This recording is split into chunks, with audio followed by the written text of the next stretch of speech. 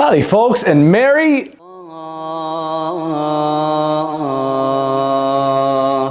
والقرآن المجيد بل عجبوا أن جاءهم منذر منهم فقال الكافرون هذا شيء عجيب.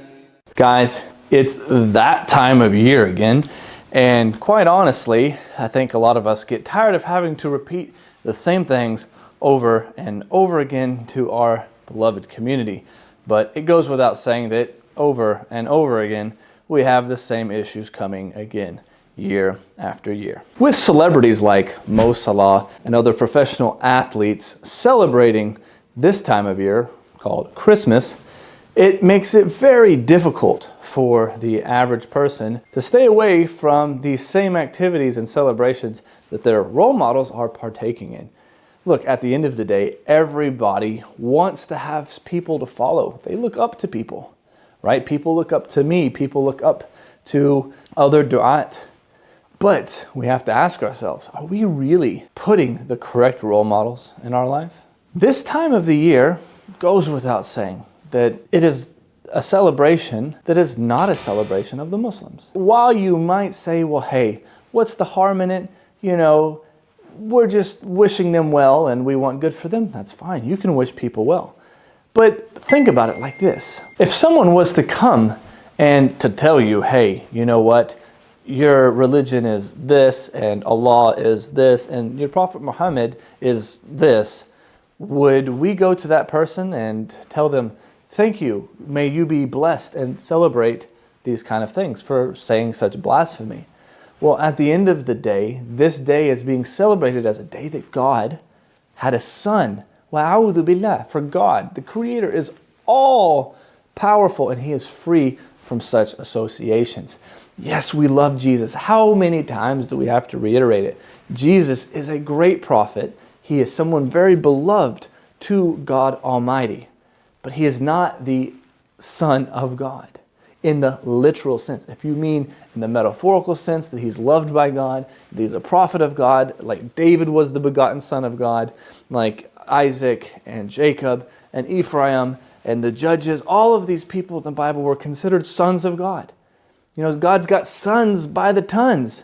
All of these now part of the divinity of God, the Trinity of God? Well, no, because then there'd be more than a Trinity. You know, it's like a nine-entity.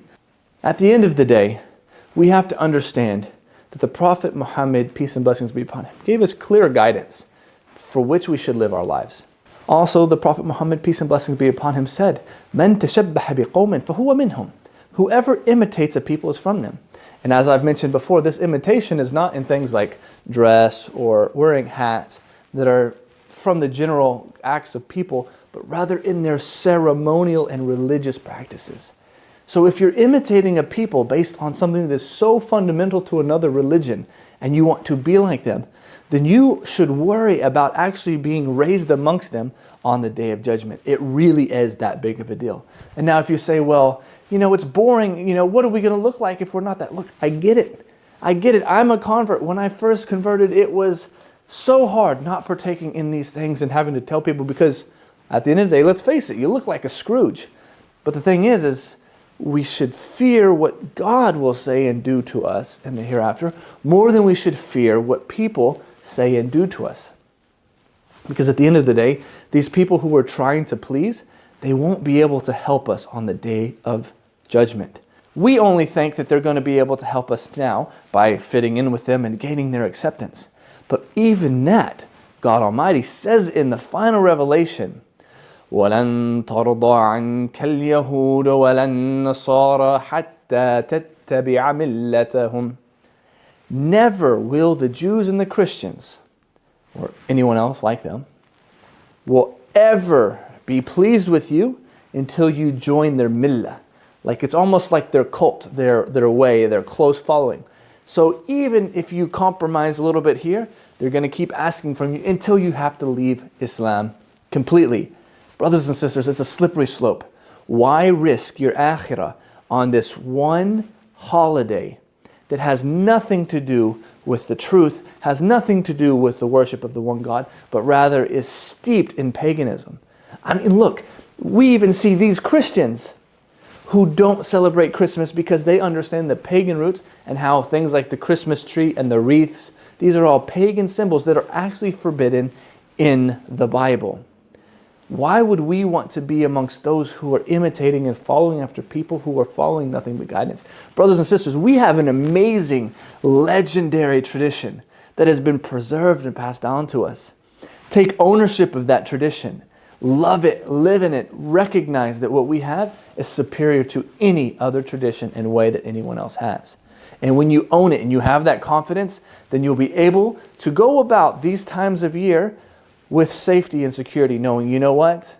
I can go without saying Merry Christmas to somebody this year. I can wish them well and say thank you and peace be with you. But do not participate in their celebrations. Don't say Merry Christmas, but rather be a good person and an ambassador to Islam, because when people see you compromising, they see you as weak. And that is why Christians are leaving their religion in hordes, because they've compromised and compromised and compromised to the extent where their religion doesn't even mean anything anymore.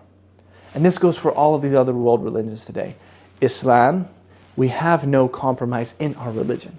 We can compromise in how we deal with people with kindness, what levels of excellence we want to run to. But when it comes to our deen, it's set. We have limits and parameters. And that is how you attain the pleasure of the Creator Almighty. Mo Salah, if you watch this, we still love you. You're still a great soccer player, and we wish you the best and your family the best. But look, man, stop trying to please these people, because guess what? At the end of the day, they still see you as an Arab or as a Muslim. And no matter how much you try to please them, that will never change until you completely become like them. So own up to who you are. Stop celebrating Christmas. And inshallah, God will be pleased with you. Salam, y'all.